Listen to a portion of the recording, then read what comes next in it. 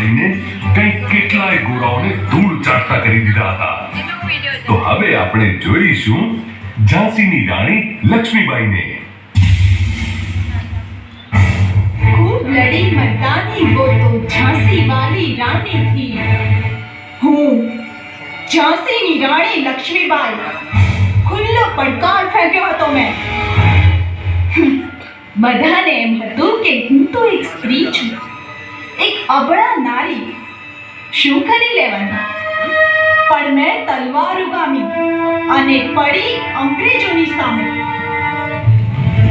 મેં નાના સાહેબને કહ્યું હતું કે હું તો એ દિવસની રાહ જોઈ રહી છું કે જે દિવસે મારા હાથમાં ઉઘાડી તલવાર હશે, શત્રુઓ મારી સામે ઊભા છે, હું યુદ્ધમાં પડકાર કરીને કૂદી પડીશ, એમની સામે ટક્કર લઈને એમના માથા ધરતી જુદા કરી દઈશ.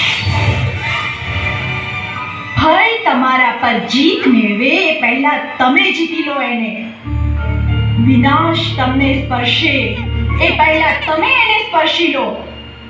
તમારી જ ખાખમાંથી આઝાદીના પોયણા પ્રફુલ્લશે.